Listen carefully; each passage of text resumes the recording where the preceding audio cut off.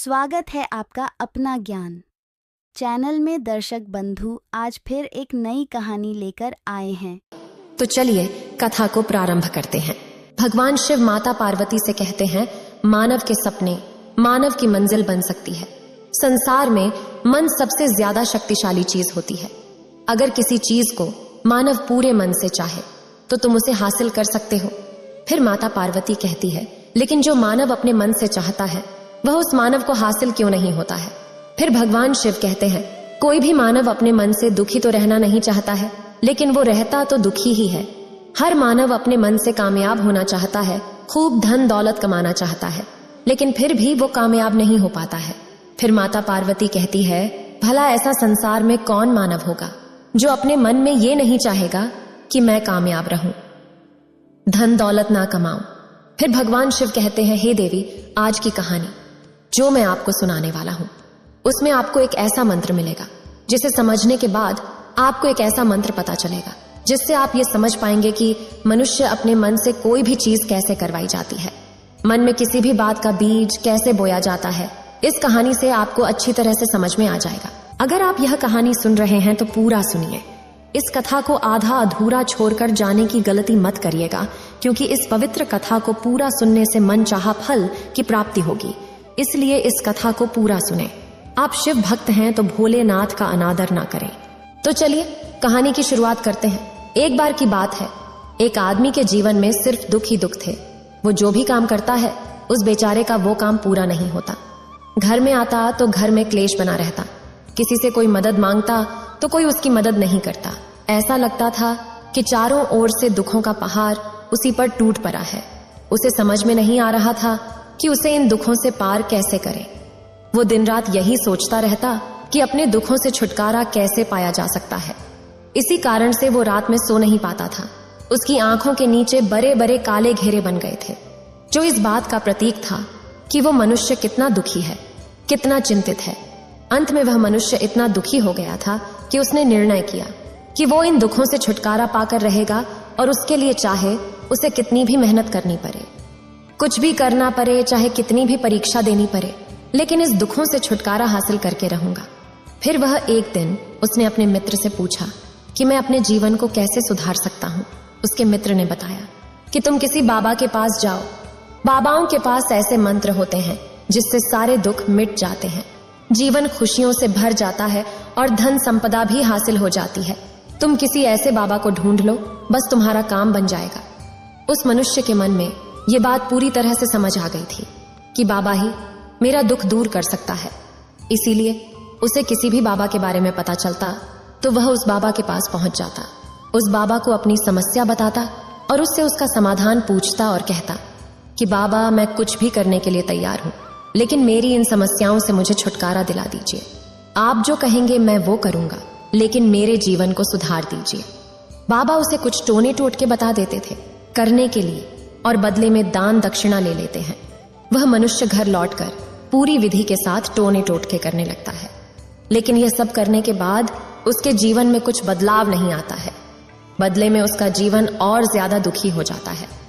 जो भी बाबा उसे टोना टोटका देता था वो बदले में उससे दान दक्षिणा भी देता था, जिसकी वजह से उसका संपत्ति धीरे धीरे खत्म हो रहा था। इस तरह से उसके जीवन में और ज्यादा दुख बढ़ गया था। तब उसे लगा कि बाबाओं के पास जाने से तो मेरे जीवन में दुख कम होने की बजाय बढ़ते ही जा रहा है। अब मुझे क्या करना चाहिए। फिर एक दिन दूसरे व्यक्ति ने उसे बताया कि तुम अपने घर में पंडित को बुलाकर हवन करवा लो। हवन होगा तो घर शुद्ध हो जाएगा, कोई बुरी ऊर्जा होगी तो घर में से वो बाहर चली जाएगी। किसी पंडित को बुलाकर विधि विधान से हवन करवाओ, जिससे घर में सुख शांति आ जाएगी। उस मनुष्य के मन में ये बात बैठ गई और उसने एक पंडित को अपने घर में बुलाकर हवन करवा दिया। हवन अच्छी तरह से संपन्न हुआ। बदले में पंडित ने भी अच्छी दान दक्षिणा ली और उसके बाद वो वहां से विदा हो गया। लेकिन कुछ दिनों के बाद उस आदमी को फिर महसूस हुआ कि उसके जीवन में अभी भी कोई बदलाव नहीं आया है। अब वो मनुष्य पूरी तरह से दुखी हो गया और ज्यादा परेशान रहने लगा। अब तो उसे लगने लगा था कि मेरे जीवन में दुख कभी खत्म नहीं होगा, और यही सोच सोचकर उसका बुरा हाल हो गया था। फिर एक दिन उसे अपने मित्र से गौतम बुद्ध के बारे में पता चला, जिनके पास हर समस्या का समाधान मिल सकता है। यही सोचकर वह महात्मा बुद्ध के पास पहुंचता है। जब वह मनुष्य वहां पर पहुंचता है तो महात्मा बुद्ध ध्यान में बैठे हुए थे। यह देखकर वह मनुष्य वहीं पर चुपचाप बैठकर महात्मा बुद्ध के ध्यान से बाहर आने का इंतजार करने लगता है। थोड़ी देर बाद महात्मा बुद्ध ने अपनी आंखें खोली और अपने सामने बैठे उस दुखी और परेशान मनुष्य को देखते हैं। उसकी आंखों के नीचे काले घेरे देखते ही समझ गए कि ये मनुष्य अपने जीवन में बहुत परेशान है। उसे संबोधित करते हुए महात्मा बुद्ध ने पूछा कि बेटा क्या चाहते हो, हमारे पास क्या लेने आए हो? फिर उस मनुष्य ने कहा कि हे महात्मा, मैं अपने जीवन से बहुत परेशान हूं। मैंने अपने दुखों को दूर करने के लिए बहुत सारे उपाय करके देखा, जैसे टोना टोटका किया, कई मंदिरों में पूजा पाठ भी कराया, हवन भी कराया, लेकिन ये दुख मेरा पीछा ही नहीं छोड़ रहा है। इसीलिए आज मैं हार मान के आपके सामने अपने दुखों के समाधान के लिए आया हूं।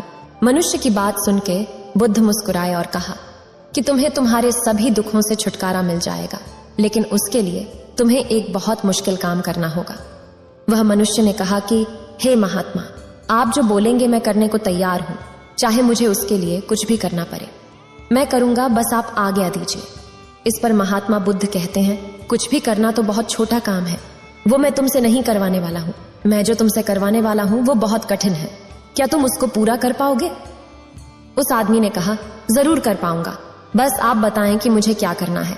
फिर महात्मा बुद्ध ने उस मनुष्य से कहते हैं, तो ठीक है, अब जब तुम यहां से अपने घर वापस जाओगे तो अपने मन में ये मंत्र दोहराना कि मैं अपने जीवन में सुखी हूं, मैं अपने जीवन में सुखी हूं। बार बार तुम्हें यही दोहराते रहना है और याद रखना, अपनी जुबान से नहीं, सिर्फ मन में दोहराना है। मनुष्य ने कहा, हे महात्मा, बस इतनी सी बात, मैं तो ये आसानी से कर लूंगा, लेकिन इससे होगा क्या?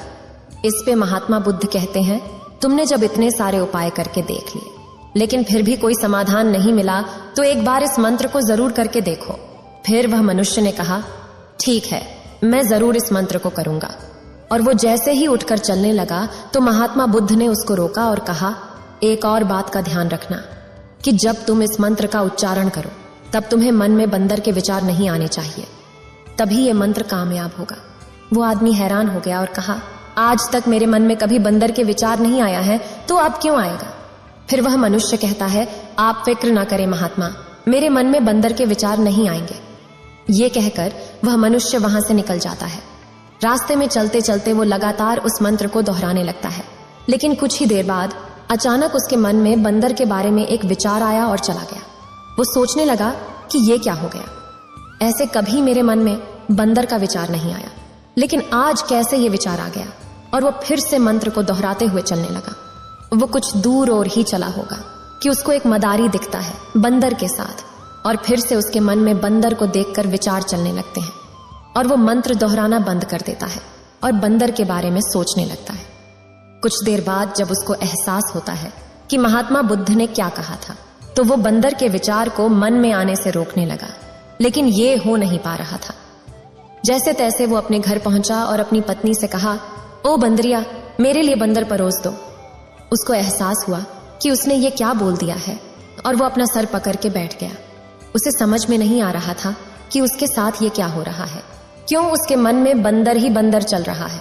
वो रात भर ये सोच सोच कर सो नहीं सका और सुबह का इंतजार करने लगा। सुबह होते ही वो सीधा महात्मा बुद्ध के पास पहुंचा और उनके चरणों में गिरकर बोला, हे महात्मा, मेरे साथ पता नहीं ये क्या हो रहा है। मेरे मन में बंदर के विचार पता नहीं कैसे आ रहे हैं। आज तक कभी भी ऐसा नहीं हुआ, लेकिन कल से जब आपने मुझे कहा कि बंदर का विचार नहीं आना चाहिए, उसके बाद से मुझे हर जगह बंदर ही बंदर नजर आ रहा है।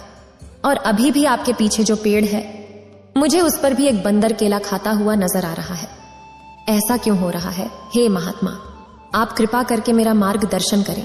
फिर महात्मा बुद्ध मुस्कुराए और कहा, बेटा, ये मन का जाल ऐसा जाल है जिसे समझ पाना इतना आसान नहीं। बंदर तो तुम्हारे रास्ते में पहले भी आते थे।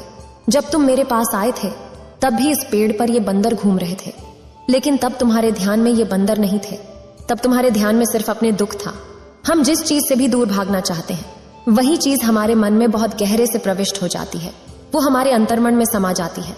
असल में हम जिस भी चीज से छुटकारा पाना चाहते हैं, उससे छुटकारा इसलिए पाना चाहते हैं कि वो हमारे साथ बहुत गहरे से जुड़ी हुई है, और हम जितना ही उससे छुटकारा पाना चाहते हैं, वो उतनी ही गहराई से हमारे मन में बैठती चली जाती है, और आखिरकार वो हमारे अंतर्मन में छा जाती है।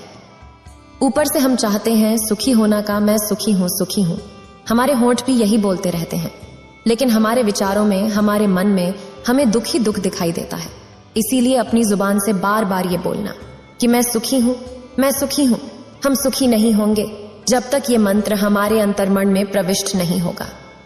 इस पर उस मनुष्य ने पूछा, तो ये मंत्र हमारे अंतर्मन में प्रविष्ट कैसे होगा? फिर महात्मा बुद्ध कहते हैं, बेटा, अपने दुखों से लड़ना बंद कर दो। जब तक तुम अपने दुखों को दूर करने की सोचते रहोगे, तब तक वो दुख तुमसे चिपके रहेंगे। तब तक वो दुख तुम्हारे अंतर्मन पर अपना राज जमाए बैठे रहेंगे। और जिस दिन तुम उन दुखों के बारे में सोचना ही छोड़ दोगे, उन दुखों से छुटकारा ही नहीं पाना चाहोगे, उसी दिन से तुम्हारी जिंदगी से दुख गायब हो जाएगा। क्योंकि किसी भी चीज से छुटकारा पाने के लिए हमें उस चीज के बारे में सोचना छोड़ना पड़ता है। पर हम जितना ही उस चीज के बारे में सोचते हैं, वो उतनी ही गहरी हमारे मन में प्रविष्ट होती चली जाती है। हम अधिकतर समय दुखों के बारे में ही सोचते हैं। हम यही सोचते हैं कि हमारे जीवन में दुख है और हमें इससे छुटकारा पाना है। इसी वजह से बार बार सोचने से वो हमारे अंतर्मन में चला जाता है। और इसीलिए अगर तुम दुखों से छुटकारा पाना चाहते हो, तो दुखों से छुटकारा पाने के बारे में सोचना ही छोड़ दो। तुम्हें दुखों से छुटकारा मिल ही जाएगा। और अगर हम इस मंत्र को समझ लेते हैं, तो अपने जीवन में जो भी पाना चाहते हैं, उसे अपने अंतर्मन में डाल सकते हैं। और एक बार वो लक्ष्य तुम्हारे अंतर्मन में बैठ जाता है, तो फिर सफलता पाने में कोई समस्या नहीं आती है, कोई भी दिक्कत कभी नहीं आती है। इतना कहकर महात्मा बुद्ध इस उपदेश को समाप्त करते हैं और वह मनुष्य अपने घर को लौट जाता है। फिर भगवान शिव इतना कहकर इस कहानी को समाप्त करते हैं। इस वीडियो को बोलते समय कोई त्रुटि हो तो मैं क्षमा चाहती हूँ। उम्मीद है आप सभी को ये वीडियो अच्छी लगी होगी। अगर आप शिव के सच्चे भक्त हैं तो चैनल को सब्सक्राइब और वीडियो को लाइक करके कमेंट में हर हर महादेव लिख दीजिए। कैसा लगा भगवान शिव की कहानी? अगर अच्छा लगा होगा तो लाइक कीजिए, शेयर कीजिए और चैनल को सब्सक्राइब जरूर कीजिए।